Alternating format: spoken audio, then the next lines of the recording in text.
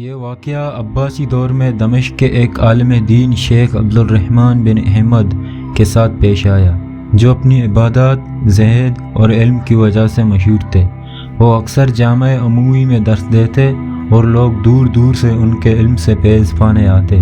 ایک رات کا واقعہ ہے جب شیخ عبدالرحمن اپنے اجرے میں عبادت کر رہے تھے کہ دروازے پر ہلکی سی دستک ہوئی۔ انہوں نے دروازہ کھولا تو دیکھا کہ ایک دراز قد سیاہ لباس میں لپٹا ہوا شخص کھڑا تھا۔ اس کے چہرے پر گہری سیاہ داڑھی تھی اور آنکھیں اتنی خوفناک تھی کہ ایک لمحے کے لیے شیخ کا دل کانپ اٹھا۔ وہ شخص بولا، شیخ، میں ایک مسافر ہوں، رات بسر کرنے کے لیے مجھے پناہ چاہیے۔ شیخ عبدالرحمن اسے اندر بٹھایا اور کھانے کو کچھ پیش کیا، لیکن وہ مہمان خاموشی سے بیٹھا رہا، نہ کچھ کھایا نہ پیا۔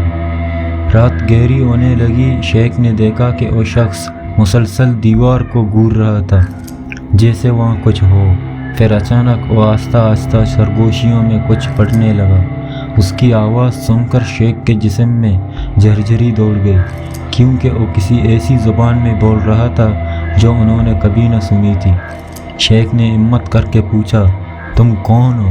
وہ شخص مسکرا کر بولا، میں وہ ہوں جسے تم نے کبھی پہچانا نہیں، مگر وہ تمہیں بہت اچھی طرح جانتا ہے۔ اتنی دیر میں چراغ کی روشنی دھندلی ہونے لگی اور کمرے میں عجیب سی ٹھنڈک پھیل گئی۔ شیخ عبدالرحمن دیکھا کہ وہ شخص آہستہ آہستہ دھند میں بدل رہا ہے، جیسے وہ حقیقی انسان نہ ہو بلکہ کوئی سایہ ہو۔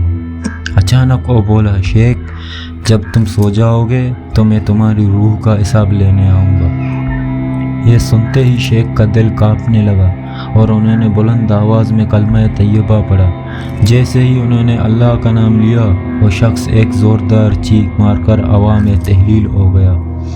صبح جب شیخ عبدالرحمن نے اپنے شاگردوں کو یہ واقعہ سنایا تو ایک بوڑھے عالم نے کہا، شیخ، وہ کوئی عام انسان نہیں تھا، وہ دمشق کا وہی پر اسرار سایہ تھا جسے کئی لوگ رات کے وقت دیکھتے ہیں، مگر جو اسے پہچان لیتا ہے وہ کبھی واپس نہیں آتا۔